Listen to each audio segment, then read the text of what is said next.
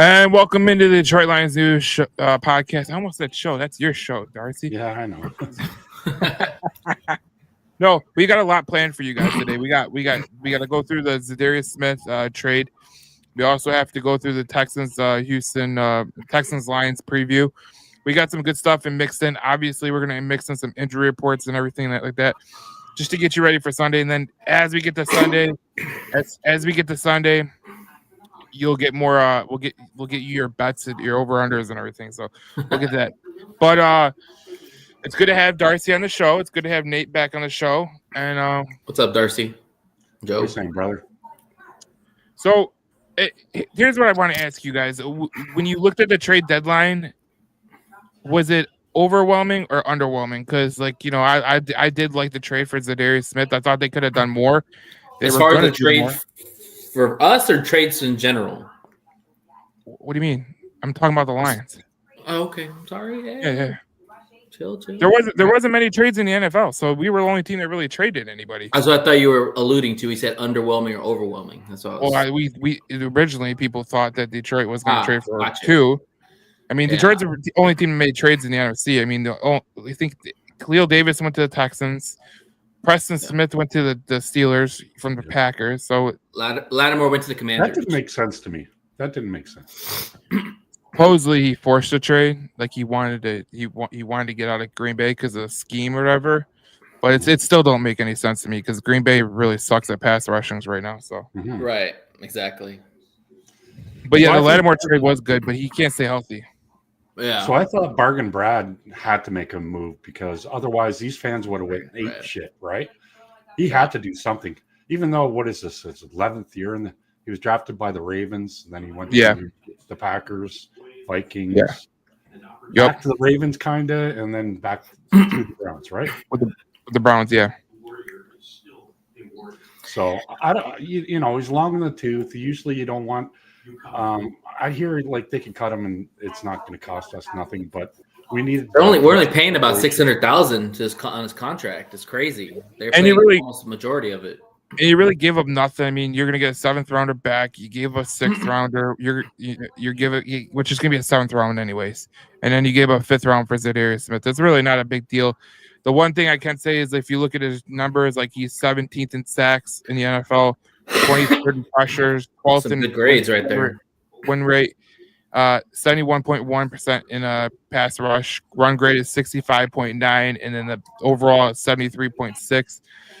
He's been pretty good, and if he comes onto this team, and he's the leading pressure leader right now. Yeah, it's crazy. Look at Aline, man. Give Aline some credit. No doubt. Look at Levi Onwuzurike. I mean, he's doing pretty. He's damn balling good. out, and Reader. I'm with Darcy. Like you had to make a move.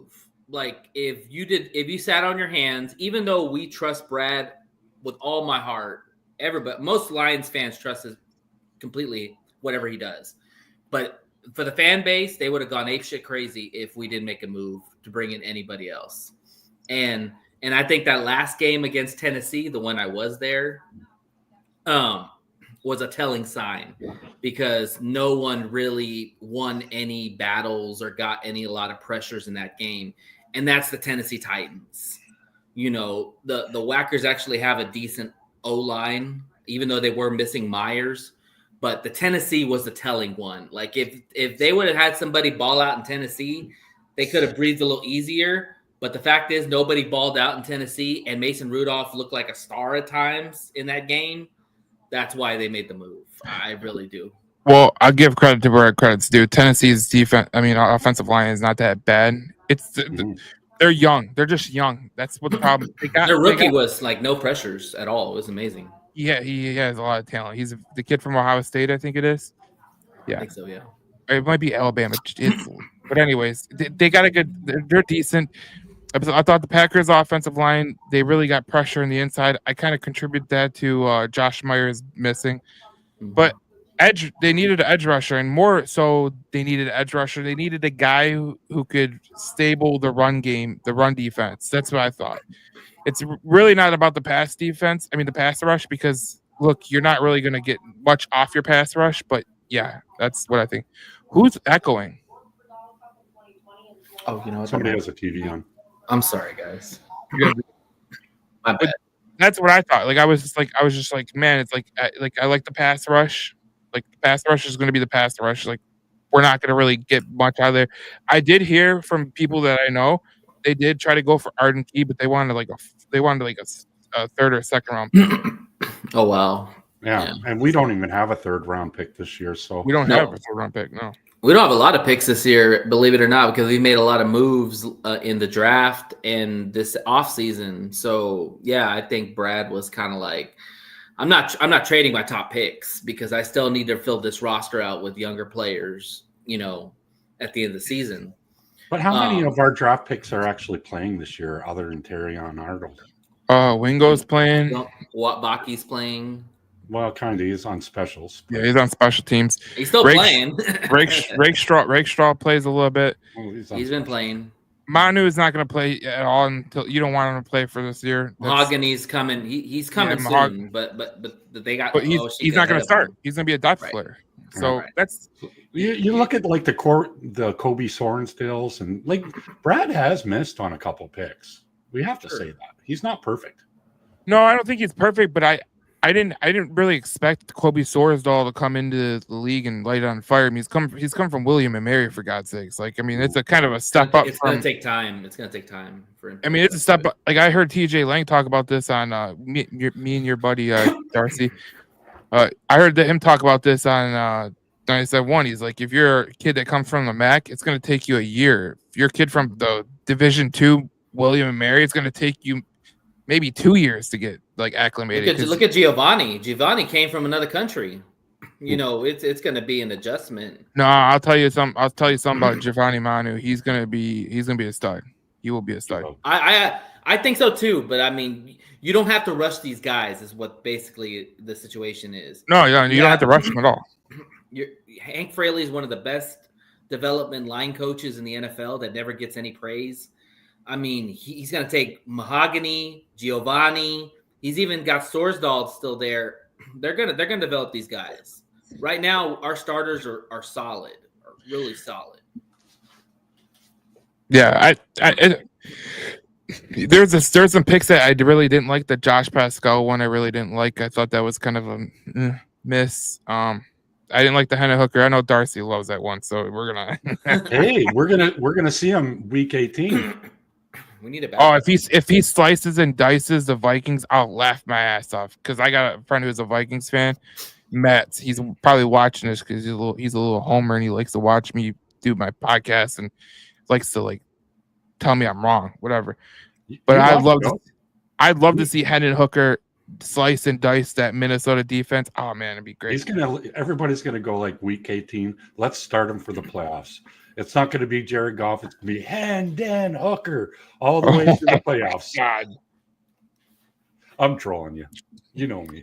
You know, if that was the case, that'd be pretty wild. That'd be like, who was the quarterback that they started? It was another team. They had a rookie quarterback. They started him in the playoffs, and they benched their veteran. I forget who it was. Was it the Texans? I think it was the Texans. Might have been. Well, that was like 3 years ago, wasn't it? Yeah, that was like 4 or 5 years ago. Yeah, something like that. But that was crazy. But yeah, but you guys are all in favor of the Za'Darius Smith trade. I mean, like I think it's pretty good. But I mean, dude, he's got 5 sacks. That's pretty productive for an end right now. I mean, the leader has 11, which is Hendrickson. So you know. Aiden still is the 5th in sacks this season. He's not even playing. Yeah, but I think. What'd you say, Darcy? That was crazy. Yeah, I said. But I thought, with third team, they broke it down for like this. They said the grades for the Za'Darius Smith deal. They gave the Detroit Lions a A+, and they gave the Browns a B. And they didn't really go into detail of why it was, but they think that Za'Darius Smith should have been sold for at least a 4th round pick. At least a 4th round pick.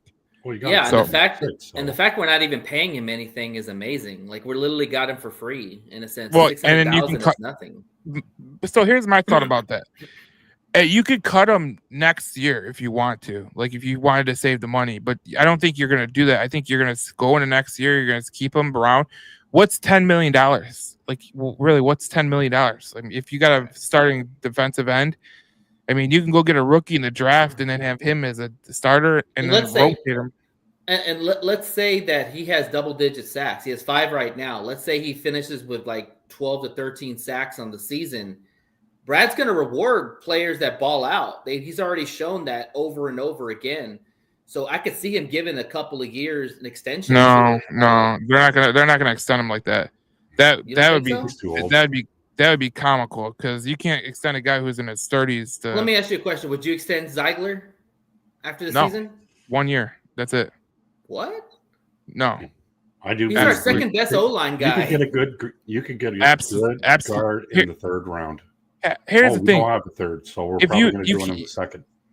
Here's the thing: you can't extend everyone to the certain extent. You know what I'm saying? We're just talking maybe like a 1 or 2 year deal. We're not talking about if you're saying one, yes. If you're saying 2, absolutely not.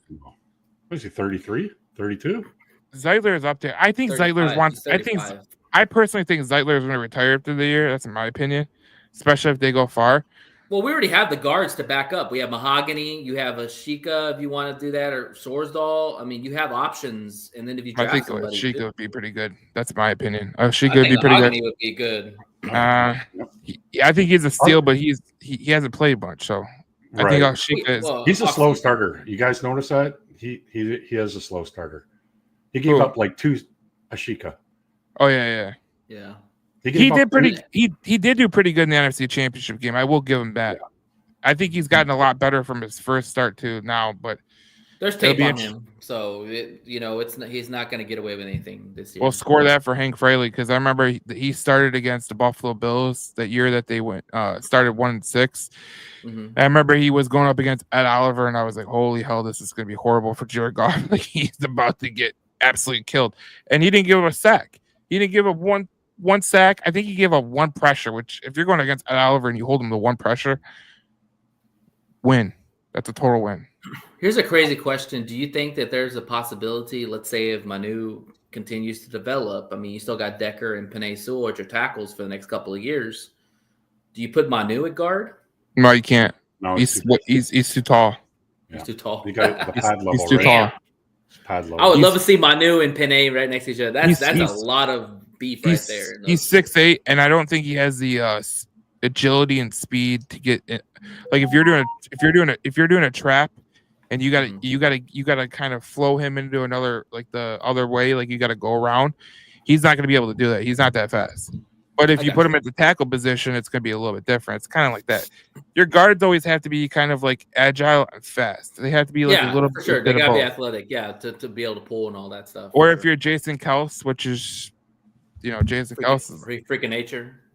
You have a center pulling, which is when you're not slamming the phone in the fan. Well, that was awesome. I don't care. He shouldn't have said sorry on ESPN. That was so stupid. He works for ESPN. That's why he had to say sorry. Screw it. Like that kid had it coming. He's lucky he didn't get his body slammed. That's what I thought. You don't piss off your boss. You know that. No, fuck them. That's stupid. What are they gonna say? Oh, you're fired? Okay, then he just goes on his podcast and he makes even more. So it don't really matter. But he likes ESPN. He likes Monday Night Football. He could live without ESPN. ESPN's a joke, anyways. They're going downhill, anyways. All right. I guess. Oh, well, this is what I wanted to get to too. The odds have shifted, and the Detroit Lions are the plus 210 to make the Super Bowl. That's the best odds in the NFC. I keep seeing it on like ESPN, which is I just talk shit about them, but what I'm saying. I see that all over ESPN. They think the Detroit Lions can make the Super Bowl out of the NFC. I go to NFL Network. They're thinking the same thing. Whether it be Lions, Bills, Lions, Ravens, Lions, Chiefs, whatever they're the best team in the NFC. Period. No one's even close to them. But the question is, what's one thing that you're worried about that could stop them from getting to that point? Dan Campbell. Oh, come on. I think Dan Campbell is not. I haven't really seen him gamble as much as he did last year. He's not going to gamble in the bigger games. Okay. He believes in the offense. let's look at the first quarter in Minnesota. Minnesota had the formula on how to beat Detroit. Weren't you shaking in your boots? No, Mm-mm. Really? not at all. I Not was at so all. pissed off when he went for that fake punt. That was bad. That was bad. I will agree with you on that. Dan does not need to be doing that shit. Yeah. And then what was it? A 43-yard run for a touchdown. All of a sudden you're like, this is the formula how to beat Dan Gamble. That's the only way to beat him. You have to shut him down. How did you feel about the 4th down call in Wackerland? I thought I would have took the points, but that was ballsy. No, I think that's the way he has to play it. But the interesting thing about that punt call they did in Minnesota, Dan Campbell was on the morning show with the Knights that won the ticket on their flagship in Detroit. And he was talking about why that happened. They seen a certain formation and they went with it. That it's a call on the field. So basically, Jalen Reeves-Maybin sees that formation. He goes, "We're gonna call it," and that's exactly what they did. I guess he said the same thing. He said that if they saw something on tape that they liked, and it just was poorly executed, but they look like they smoked that thing out quick, But when you have teams that do fake punts all the time, I guarantee you, their special teams dude is telling those guys in there, you need to watch out for this team because they're gonna pull something out of their ass at times. Yeah, they're working on it. It's very, very interesting. I think the only thing that could possibly get them hold them back is like if the pass rush doesn't get better. Like if let's say someone gets hurt. Like if the pass rush was what it was against Green Bay, which I like all those guys. I think they're working hard, but like if Lee McNeil doesn't get 7 pressures, I mean, I was surprised they got 18 pressures in that game. Absolutely, he probably had half of them. Well, yeah, he did. But the Green Bay Packers only had 7. Yeah. So it just goes to tell you. But like, I think that if they can't get pressure on the quarterback just a little bit, I think their secondary is pretty damn good, to be honest. So we're gonna be that good. branch. So if we move on to the Lions versus the Texans, obviously, how much time you got left, Darcy? Like this take, and then that's it. All right. So obviously moved on to Detroit versus the Houston Texans. 3.5 favorite. Detroit is on the road. So Houston's a home dog. Crazy. There's a couple of things that stand out about this game. If you look on the offensive side of the ball, you got 2 top 10 offenses. I think they're 17th in points, so 22.3. Detroit's first in points, and they're better on third down percentage. You look at the defenses. I mean, they're both pretty similar in a way. We're 29th on third down percentage. No, we're first. First. Okay, I was gonna say we're 29th in pass defense. Yeah, pass defense. We're 29th, which that's not even high. It's 250 is not even high though, and that's the crazy thing. But you look at their pass defense. I mean, they've had a great pass defense. They've had a great run.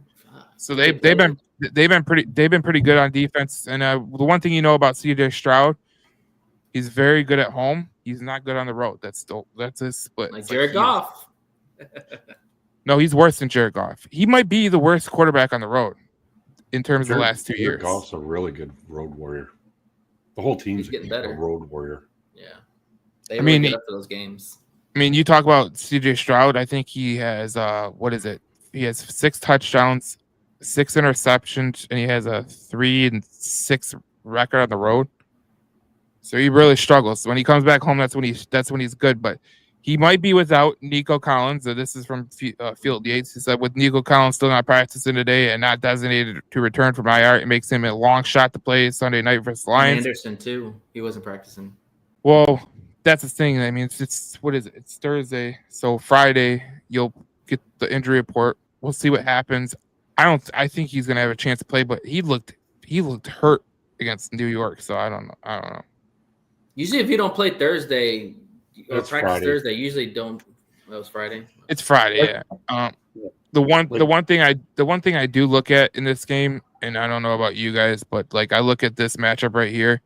It's Danielle Hunter. He has aligned versus the Texans' left side edge rusher on 67.8% of his defensive snaps this season.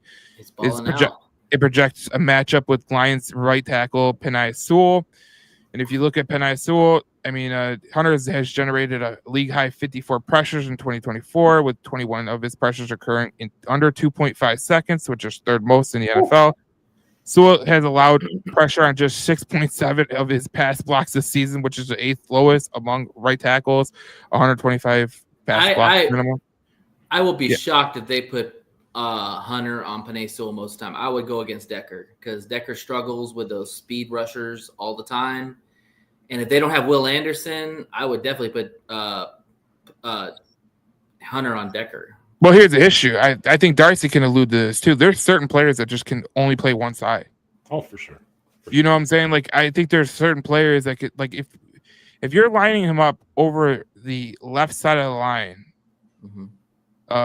like close to like 30%, no, you're almost 70% of the time. It tells me that they really trust him on that side. They don't trust him on the other side. Because if you really wanted to mix it up, you could do that. Because, I mean, if he's doing that much damage, I mean, look at the tackles they played. Like, he could have went against the worst tackles that they played. Let me ask y'all a question, because I'm sure y'all watched the highlights of the game and all that, or watched the game, the all 22 or whatever. That sack that Penei Sewell gave up, did he just lose footing? Yeah, or did he tripped. Yeah. Okay, that's what I thought, because you never see Penei get bull rushed by, like, especially from some no-name dude that I've never even heard of. No. Like, I looked like he tripped or slipped. You can't be perfect at the time. He slipped coming out of his. I know. It just looked like he gave up on that play. I was like, but I thought they're playing on grass. They're playing in a monsoon. They're playing in wind. Yep. And he's always hyped up. He's like a team captain. I don't know if he's a team captain, but he's got some great speed. He might as well. He's got some great game. I don't think he is. Really? No, I don't think he is. I think, but here, what were you saying, Darcy? He motivates those guys. He gets them all. Oh yeah, he's like the Drew Brees of our team. Yeah, he gets everybody hyped up. Yeah. Well, I just say this. Like, I know people, like, I played defensive end. Like, you're coming out of a break. Sometimes you don't get the right footing and you just kind of slip on your break, and that's okay. Yeah. Happens with tackles too. I mean, you can't be 100% perfect. I mean, that's just reality. No. I was just asking, did he fall? Because it looked like he fell on the thing, but I didn't see it. He fell and then his feet. I think he got on his heels. He got on his heels and fell back. Yeah, I think that's what it was. Also, I think he did the whole hockey skate thing where he kind of like he went to go. There was one I saw where he went to go put his foot in the ground and he just slid. And luckily for him, he kind of grabbed the guy's leg, which is a holding penalty. But who's really bitching about that? That's a pretty good topic, actually, Joe. We should talk about that. What player would most devastate losing other than Jared Goff? Penei Sewell would be a huge one, right? Oh, man. Oh, hell yeah. I hate talking about it. Sewell, yeah. Brian Branch or Kirby. Okay, if you're gonna be honest with yourself, it's Goff right there, number one. Well, yeah. Excluding Goff. We already lost Hutch, so that's another one. That Brian Branch. I would say Brian Branch. What was our record when we lost our center? Luckily for, I don't know, but it's better this year because of Graham. Like, I think Graham. We don't want to rely on Graham the all season. Do I feel better? We need to upgrade. Do I feel better about Graham being a second string center over your second string tackle on that side being Sorsdahl or Skip or Manu? Hell yeah. So, but I'll tell you why Brian Branch, because outside of Hutch, he's our second best player on defense. And you talked about the secondary, how they've been playing well. The cornerbacks have been suspect at times. The safeties are so elite right now that they're kind of covering up the cornerbacks. If you lose a guy like Brian Branch, you lose a huge chess piece in your defense. And then everybody can get exposed in some aspects. Mm-hmm. Because Kirby's got to do more. Carlton Davis has got to do more. TA's got to do more. And then you're relying on younger guys like Bijo to come in and step in, who didn't play bad against the Whackers. He played pretty well. But, I'd rather have Brian Branch out there all the time. Right. I'll give you another one that would hurt is one of the linebackers, either Campbell or Anzalone. Because as it stands right now, you don't have any linebackers to back him up. I mean, Nowaski's been good. Rodrigo's coming back, but that's basically your stranglehold right now. And if you have a issue rate where you got to go Ben Neiman, I mean, your only middle linebacker right now is Ben Neiman or Anzalone, and that's kind of a rock in a hard place. Like if you look at a position that they're a little bit limited, is it's linebacker. Can I ask you a question about? Oh, go ahead. At least with safety, like I could say, okay, I can think Brendan Joseph can do a damn good job. I think he's a pretty good depth piece. I think Lawrence Strickland, I think he could be pretty damn good. I even think that with Iffy coming back, that's a huge piece too. So linebacker is a huge issue, like in terms of the depth that they have. Can I ask a question about linebacker real quick? Because I've had this thought in my head, and I just kind of want to run it by you. So I don't know Barnes' contract situation, but I think he's up for a contract this year, right? He's due this year, yeah. Do you extend him, or do you give Jack the keys to go along with Alex? Well, they're not even the same player. No. Like they're not even the same position. Barnes an off ball. Yeah, he's an off ball. He's your middle linebacker. He's not worth the pick right now. He's not worth where he was picked right now. I don't know. If you look at his PFF grades, he's been one of the top linebackers in coverage and run grades. So this is where it would come down to this. If you go to Derek Barnes and you go, okay, dude, he didn't stay healthy last year. You're coming back off a leg injury. How about we give you a 2-way bridge deal? And if you get to that point and we want to extend you, we'll extend you. If we think that you haven't like really lived up to it, we won't. We'll give you a little bump in pay from where you were because you were a 4th-round pick, and then we'll move on. That's what I look at. And if he accepts it, because I don't see any reason why he wouldn't accept it, because he's coming off a pretty gruesome leg injury where he's going to have to come back and kind of prove himself. So you also got Nowoski who could play his position too. Yeah, but you don't really want to put your linebacker position. Like if you think Derek Barnes is a key starter, you do it. If you don't think he's a key starter, you don't do it. So let me ask you guys a question. Let me ask you a question about the linebackers. How old is Derek Barnes?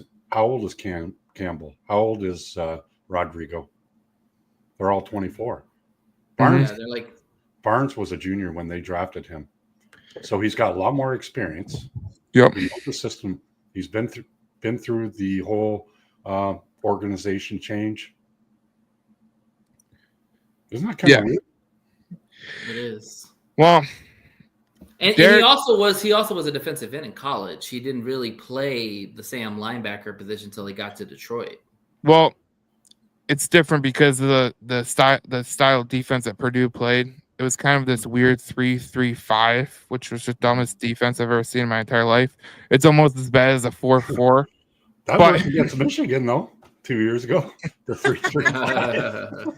No, but it's like he did play an edge rusher, but then he also moved back to linebacker.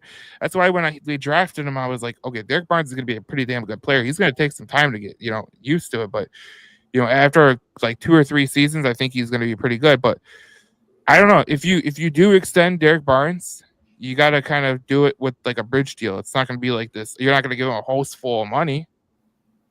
Well, he's a free agent after this year, right? So you have to extend him. Okay, well, you're missing the point though. You can give him a bridge deal. What's a bridge deal? Can you kind of give me more what you're saying? Like a bridge deal is like this. It's like this. Okay, like what's the linebacker go for in the NFL right now? Like what, $13-14 million? Oh, you're talking about a lower offer. So he was a 4th-round pick. You say, okay, we'll give you 8. We'll give you 8 right now. You won't even get that. Well, I think he would because look. How much is Alex making? He's not going to make more than Alex. He's $32 million for 3 years. Was it 32? So he's making about 10.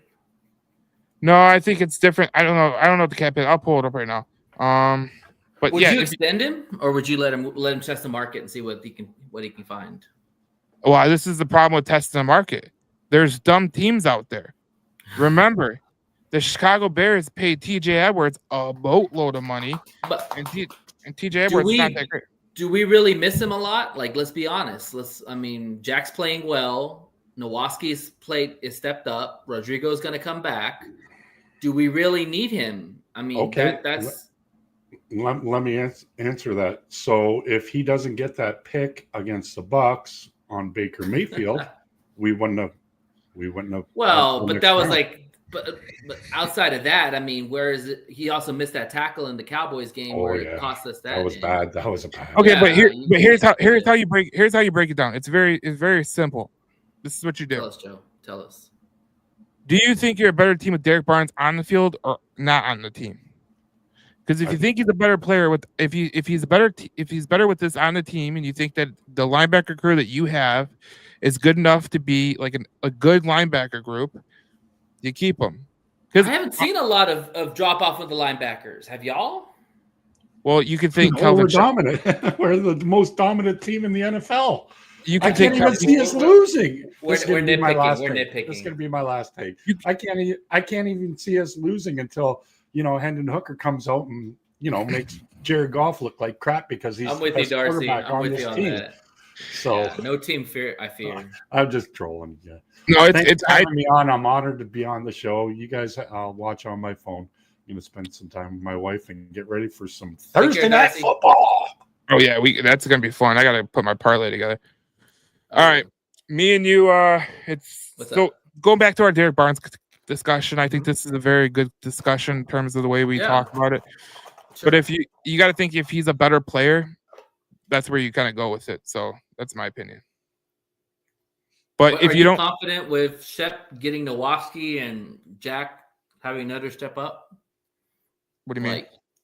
Like I feel like if you extend Barnes, you're taking away from opportunity for Jack. Like Jack's really excelling without Barnes in the fold. But I think I think Jack has had to step up because Barnes isn't there. I think Barnes not being there has put it on Jack to step up. And I expect him to step up. He should.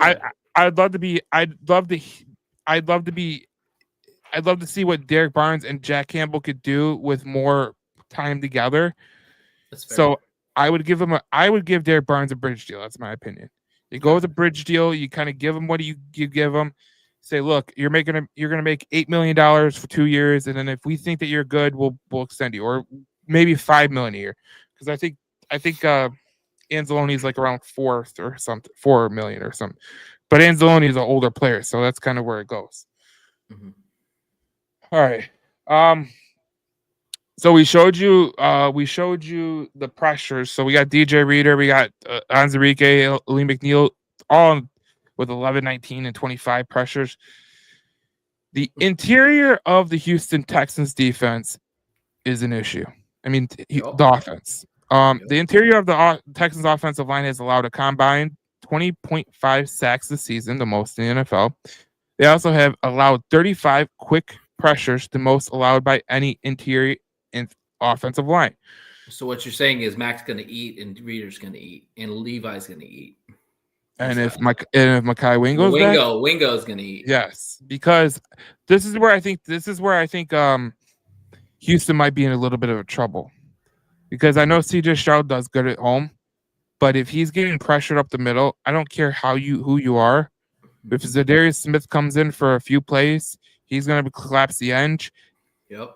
Stroud has never been a guy who's been, your scramble quarterback from that standpoint. So do I feel good about the interior pass rush of this Detroit Lions team? Hell yes, I do. Can I add another caveat to that? Yeah, what's that caveat? Kenyon Green is going to be out for the season. Their starting guard.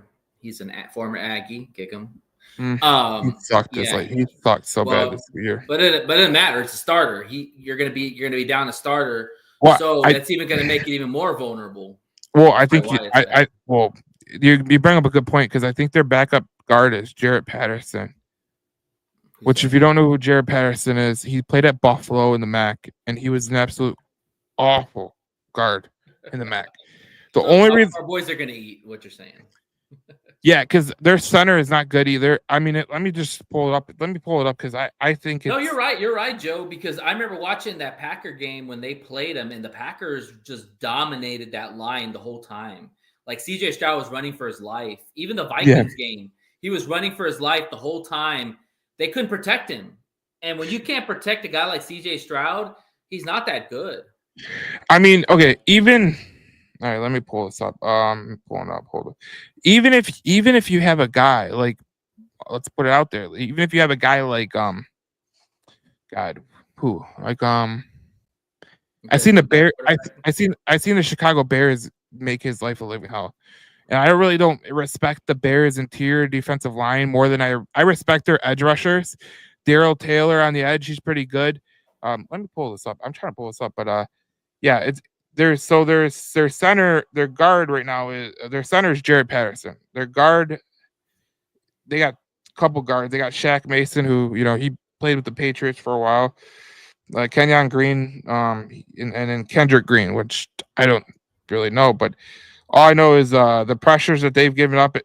Kenyon Green gave up 27. Tyus Howard, their tackle, yeah, they've struggled inside. There's no has doubt. gave up 21. Shaq Mason's 21, and Juice Spriggs, he's gave up 21 as well. So if you're looking for any kind of matchup that could really determine this game, it's the interior offensive line versus Detroit's defensive line. That interior defensive line.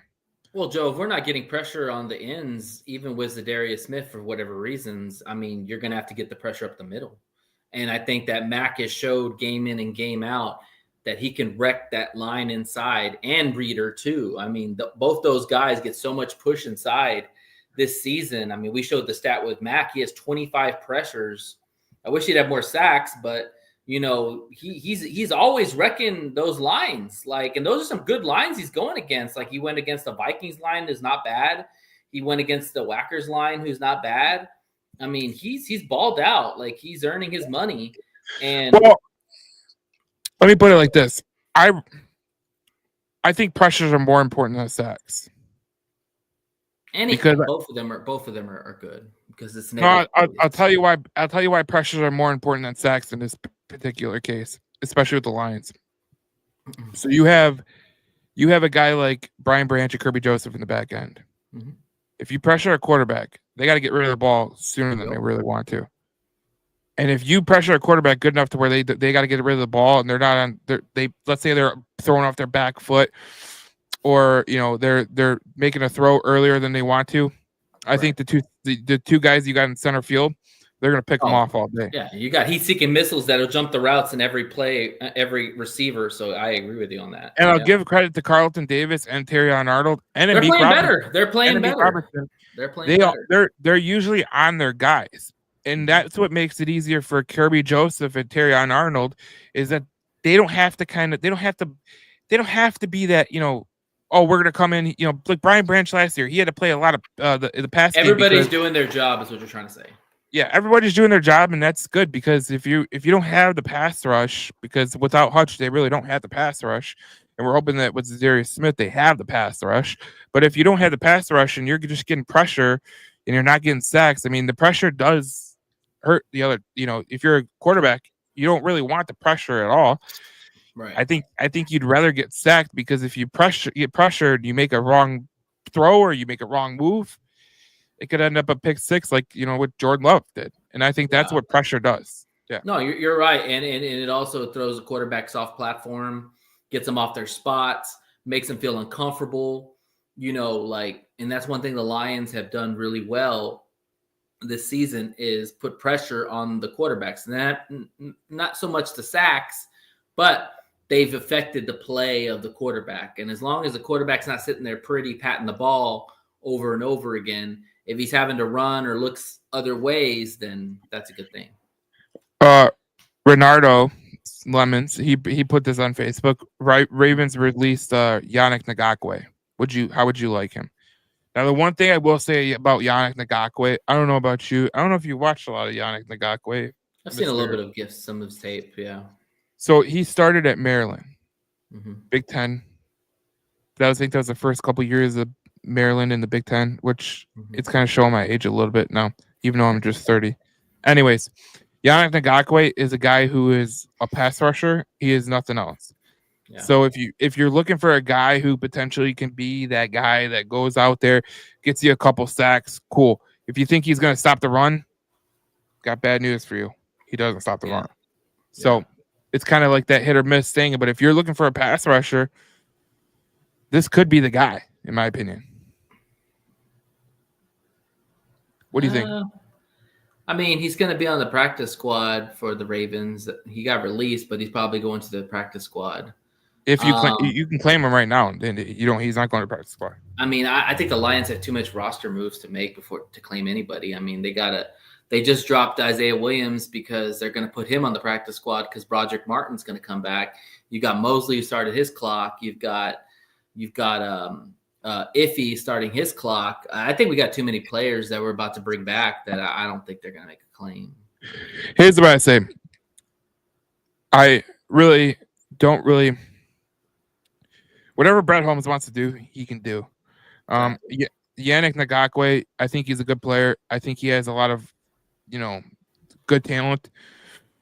Unfortunately, he's a guy who kind of he's a one-trick player. And if you look at James Houston, that's what Yannick Ngakoue is. But I think he's way better than Houston, in my opinion. So, I mean, you can get him out the practice squad, can't you? If he doesn't get claimed. As long as they don't protect him, right? How it works? What? Like the Lions, like say he doesn't go claimed, and the Ravens put him on their practice squad, which I think is what they're trying to do. Yeah, the Lions could go on and get him from their practice squad as long as they don't protect him, right? Well, you can't protect practice squad players. You can't. I thought you could. I thought no, you can't. Okay. No, I think that was a 1-year COVID thing. But the Stevie P show says you never heard of Gary out of Michigan. What? Here's. Okay, hold up. That guy's not that good. No, he's good. He was really good. He went up against the Lions and he got shown out. Now, here's what I will say about the Packers. They had 7 pressures for the whole game. And but Gary's expected to be better than he is. Like, he hasn't even had 10 sacks. He's been heating up, though. I give him credit. The weeks 5 through 6 through 7, he's been heating up to be better as a pass rusher. Problem with the Packers right now is they're kind of limited in what they could do in terms of. I don't think they have talent. A defensive tackle, dude. That's crazy. What? Oh, he's listed as defensive tackle on Google or under Gary. Yeah, this is Rashawn Gary, football defensive tackle. No, he's not. Yeah, I know. He's an edge rusher. 2.5 sacks, bro. That's not a lot. That's not really good. Well, the Packers' defense their pass rush has been pretty bad. Fair. Gary was one who bull rushed Sue, but Sewell tripped over his teammate's foot. Actually, it was another guy. It was that Mosey guy too. It was Gary, so I remember that. But yeah, Gary, he's a good player. He's a really good player. But the Packers' pass rush has been brutal this year. I mean, you can go ask any Packer fan out there; they'll tell you that the pass rush has been bad for them. And they had 7 pressures. William McNeil had 8 by himself. I think Gary just gets pissed because the Lions didn't draft him because he's from Michigan, and so his best games are always against the Lions. That's the only time you hear for Rashawn Gary is when they play the Lions. No, last year at Thanksgiving he had like 2.5 sacks. Here's the thing about Gary that people don't really know, and you can go back on his stats and you can check it. He gets better as the year goes on. He starts very, very slow. He always has. I don't know what it is with him. He does play good against Detroit, but he also plays good against Chicago, and he plays good against Minnesota, and he plays good in the playoffs when they get there because his best season was in 2023 when he had 9 sacks. No, actually 2021 he had 9.5. But he's had 9.5, 6, 9.5, 2, 2, 5. So he's up and down. Well, he's also had injury issues, and when he came in the NFL from Michigan. A lot of people thought, especially early on with Michigan, like they had guys like Kwity Paye who went to Indianapolis. They had Rashawn Gary who went to Green Bay, which I hated that. But the issue with Michigan players coming out of Michigan with the defensive end, a lot of people thought that like they weren't really equipped. Like that's what one of the worries were with Hutchinson. Like they thought he was a one-trick pony. Obviously, he was way better than that, but that was kind of like the mark on Michigan's defensive ends. Like, okay, Kwity Paye came in as a first-round pick, brutal for the first couple years. Rashawn Gary, brutal for the first couple years. Kind of turned it on in 3rd, 4th year. It's the same thing. Hutcher's the only one that came out of Michigan that really was like ready to go year 1. So, well, you see Hutch. I mean, he's got all three levels of his game. He can rush the passer, he can stop the run, he can even get interceptions. I mean, like, he does it all. Well, the thing about Hutch, in terms of how good he is, so when he came out of Michigan, like there was people that said like he was just a power guy. He just used power moves. He wasn't a guy who had a speed rush. He really couldn't do a swim to move. That was one of his issues coming out of Michigan, and that was that was a major mark on Michigan's team. So, I mean, obviously I think it was, who is it? Oh shoot, I forget who it was. Penn State guy, Adafi Owe. He's playing tonight for the Baltimore Ravens. He was the guy that was like people liked it as well in that I like draft. that guy. Yeah, I like that guy. Yeah, he was good. Eddie Davis asked, outside of the pass rush, what do you all feel our biggest weakness is? You can go first with that, Nate. Biggest weakness right now? Yeah. I would say depth at our secondary, because the reality is if Carlton or TA or Brian or Kirby goes down, we don't have proven backups right now. We have guys that we're trying to roll in and get reps to get them prepared for those kind of situations, but I don't trust the backups right now to step in and hold their own. Like, so I would say secondary depth. So I would say, I mean, there's really not a lot of weaknesses on this team. Let's just be honest. I mean, this team's pretty stout all around. No, I would say a linebacker. Like I said earlier, I think linebacker is a huge issue in terms of the depth. You said safety.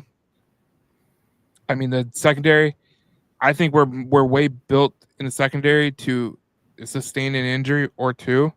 I look at Rakestraw. I think he could be a pretty solid corner if he has to be put in there. We saw how Kendall Vildor did last year. I mean, he was serviceable. You don't really want him to be you really don't want him to be your second guy, but if he has to be your second cornerback, all right. But I look at the linebacker position, and you've already had Derek Barnes go down. Right now, you're down to Rodrigo, Nowaski, Campbell, and Anzalone. There's Germ. Really not.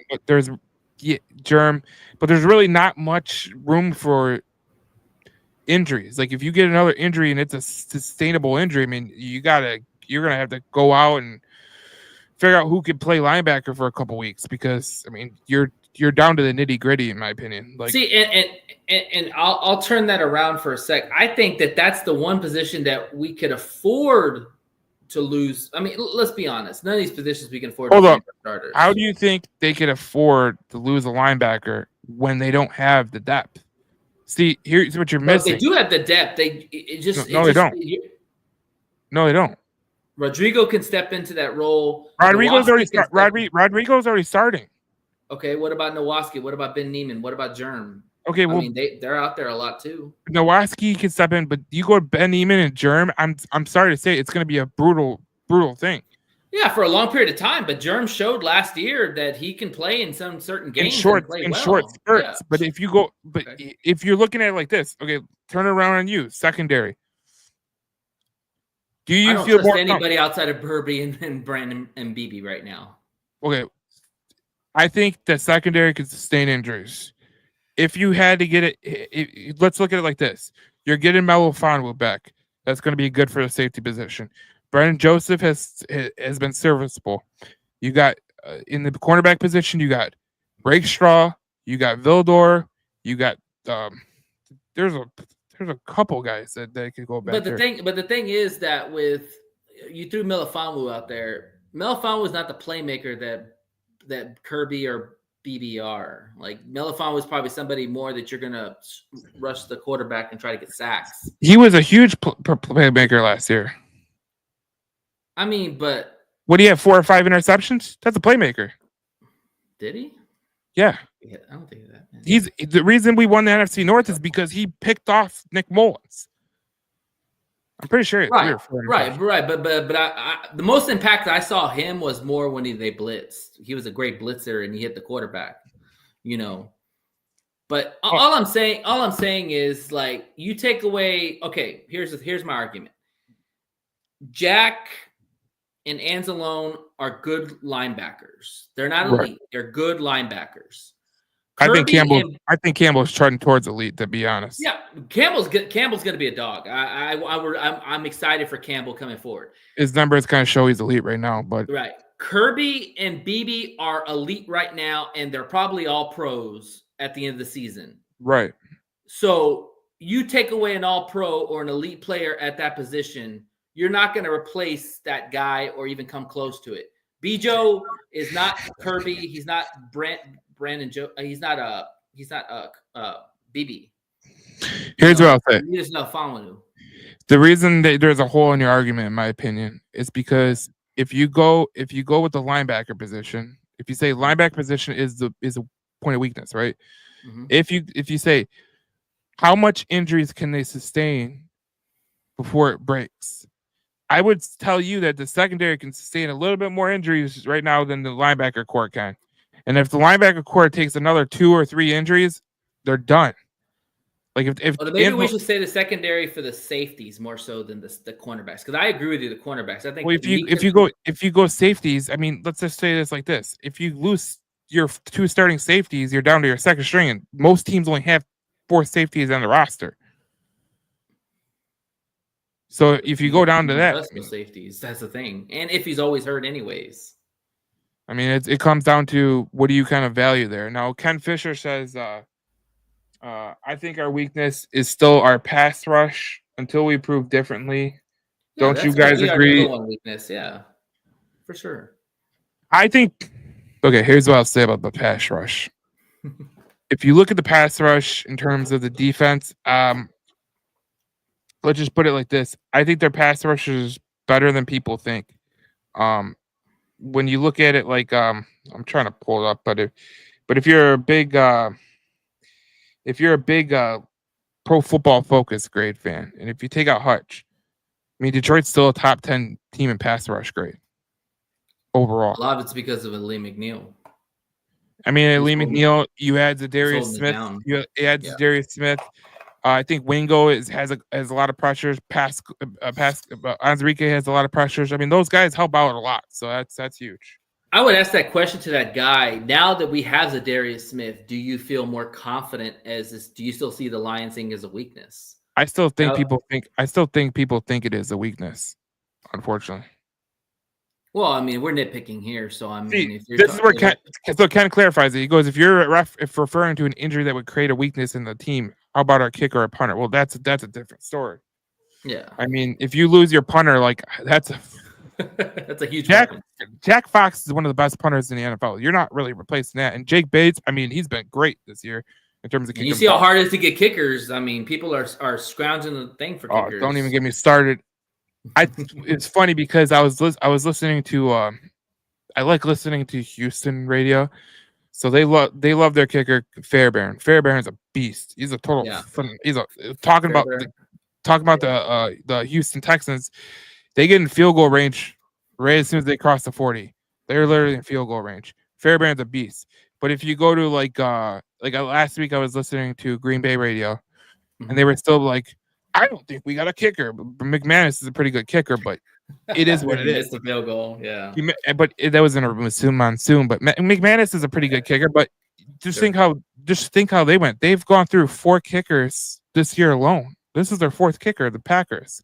Mm-hmm. If you got a good kicker, you kind of keep them, and you're hopefully like the 49ers. They lost Jake Moody for a while to an injury, and they've been struggling to kick field goals. It sucks. Yep.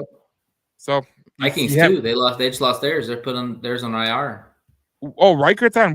Mm-hmm. Mm-hmm. Oh man, I knew he was hurt. He was playing hurt that game. Like he was kicking the ball and he was like limping every time. Yeah. Right. Reichert's so good. Reichert's so good at kicking the ball. Like, and that's gonna hurt them because he was kicking really good up until that game. Mm-hmm. I wanted to put this stat out there. This is Jahmyr Gibbs' 24th season. This is insane.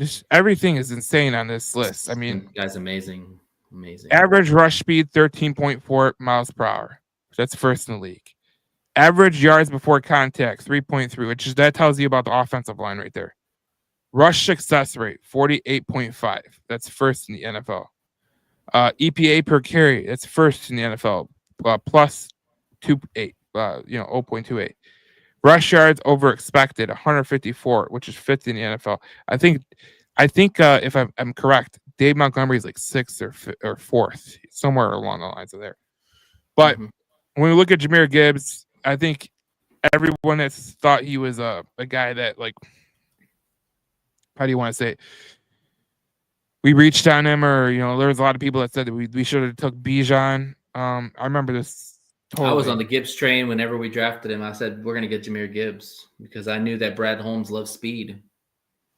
I love Jahmyr Gibbs for two reasons. I think he has power and he has speed. That's what I like about him, and I think he has the. First of all, Bijan and Jahmyr Gibbs are really good running backs. Like they're literally. So you could never say, I like Jahmyr Gibbs a lot. I like Bijan a lot. I think that with their teams that they're at, I think it's a perfect mix for them. I mean, Bijan. I think Gibbs has got more burst than Bijan does. Well, I'll say this about Bijan. I think he's in a perfect situation now compared to when Arthur Smith was there. Agree. I think they use him a little bit differently, which is good for him. But I'll tell you what, Jahmyr Gibbs with Ben Johnson, and like we were talking about it last, after the game Sunday, about how Dave Montgomery and Gibbs kind of switch off. That's the same thing they do in Atlanta with the Algier. So, I mean, these two running backs are coming in fresh. That's what you got to learn. And the reality is, if Gibbs was on another team and they weren't splitting carries as much as we do, Gibbs is a superstar. Like, he's got all the skills to be – he's up there with the Saquons of the world. Like, he is that damn good. But because he plays with David Montgomery, he doesn't get the shine of all the stats because they split the carries, and they're okay with that. That's fine. Scotty's always made it very common that I'll say this, do that, keep him fresh, like you said. I don't think Jahmyr Gibbs could be an every down back. You don't think so? No. I don't really think you have every down backs in the NFL anymore. But if there was, he could be. But I really don't think you're going to leave him as an every down back because you don't really want him to get hurt. Like, right. Saquon, you brought up Saquon. Saquon is like the last of a dying breed, in my opinion. Last of a dying breed. I mean, you really can't name a every down back in the NFL right now. McCaffrey, Derrick Henry. Derrick Henry's a freak of nature. That guy is that guy's built like a refrigerator Perry, and he's a running back. It's amazing. It's amazing. He's like a defensive end. It's amazing. I can't believe Derrick Henry is as good as he is, but I agree with you. Yes, the times of a back that just took all the carries is over. They want to keep their running backs fresh, and the shelf life of running back is very limited. Yeah, it's going to be interesting this game, just the way it is, and a lot of people they need to look at this stat right here. This is another critical stat. I brought this up to the guys, but David Montgomery versus Texans defense. The Texans defense is they've had the fifth highest rate among running backs where they missed tackles.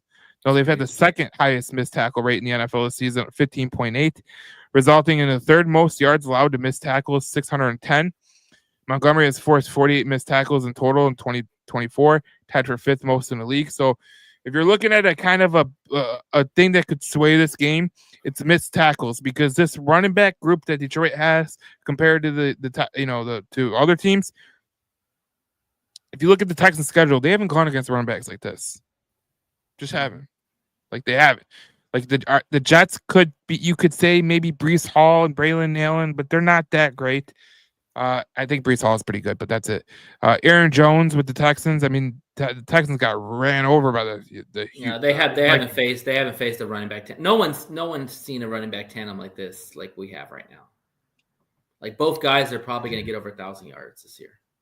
I wouldn't be surprised if they got over 1,000 yards, but it'll be very, very interesting because the way I look at this game, man, like just like you look at it, like this is another stat I want to bring up.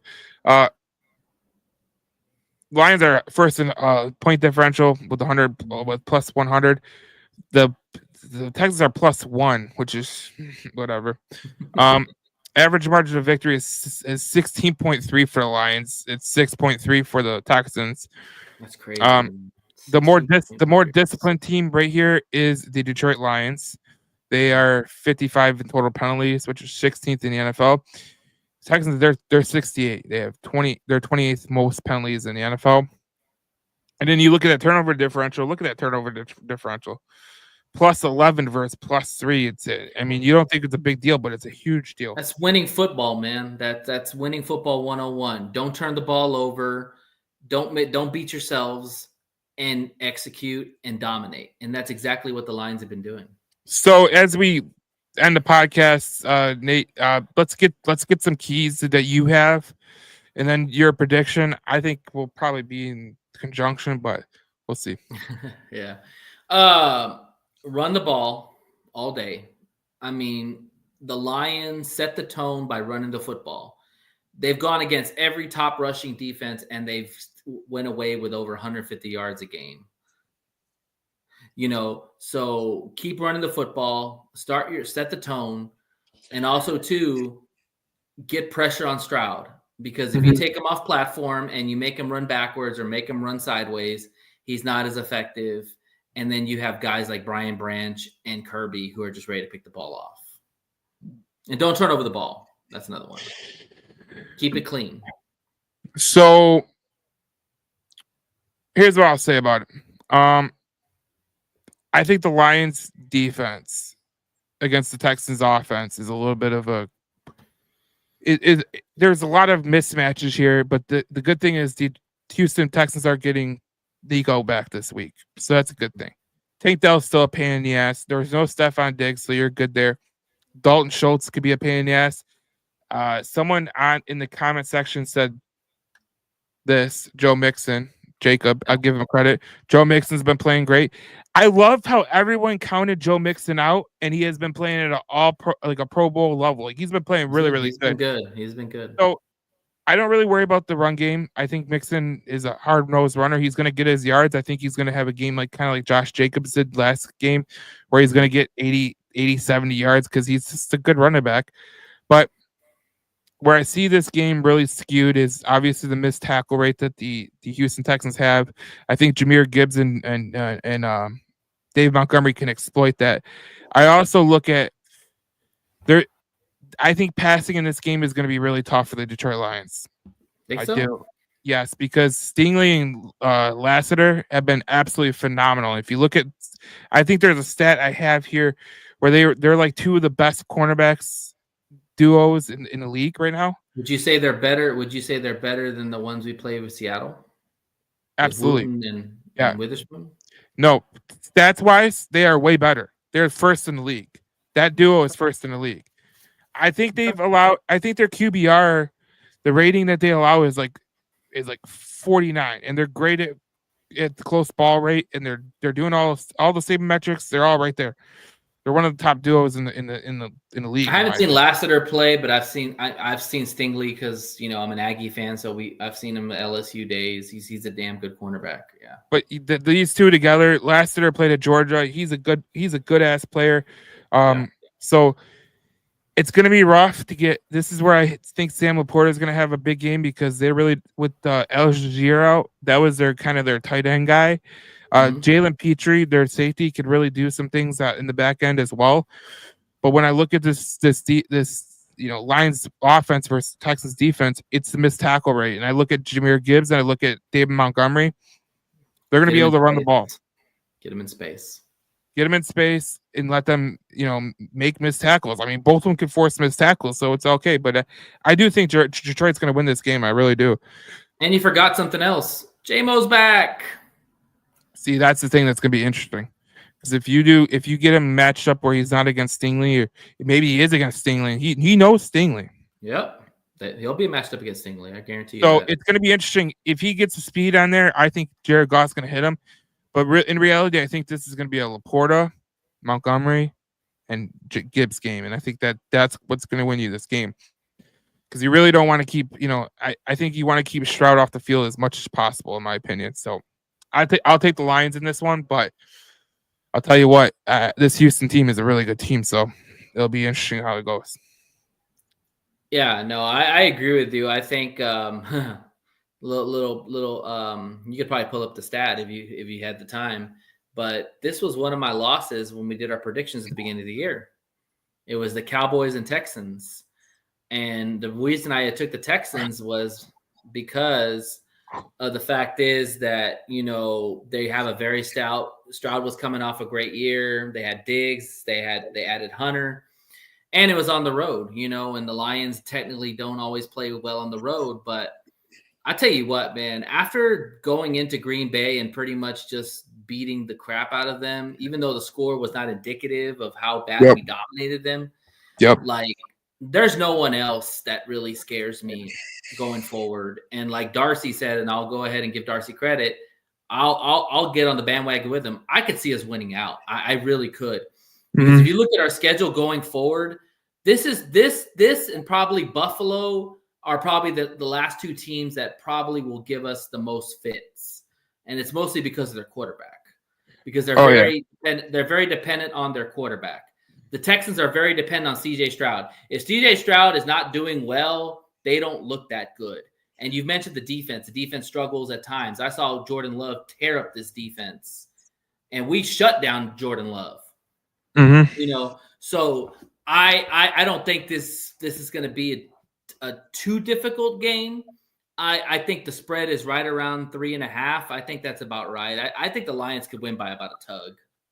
Yeah, it's going to be interesting. It's going to be interesting how this game goes. I think that the Lions obviously have the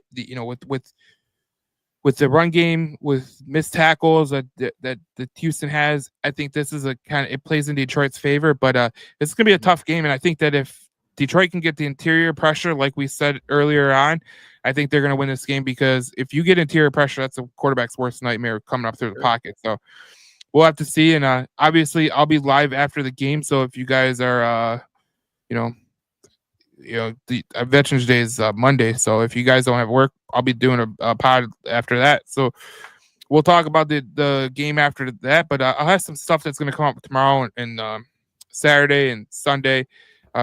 YouTube videos that'll come out that will break down some of the games. Over unders. My betting stuff is going to come out. So stay tuned to that. But thanks for watching and thanks for listening. If you're on the podcast, rate, review, and subscribe. It always gets me because the tongue twisters. No, because iTunes has subscribe follow. No, iTunes has subscribe and Spotify has follow. So it kind of I say follow and subscribe, either one. Follow and subscribe. Get that's in there, how watch it. But thanks for watching. I'll see you guys in the next video as we talk more Detroit Lions football. Thank you for watching. Thank you for listening, and we'll see you in the next one. And it'll be live after the Texans Lions game on Sunday Night Football. That'll be a fun time. So, and then stay tuned to the page. We're gonna have a lot of stuff coming out tomorrow. I think I got some statistics that are gonna come out tomorrow that I think will be very, very informative. So we'll talk about that next. We'll talk about that on the post game when we do our post game podcast. So, see you then.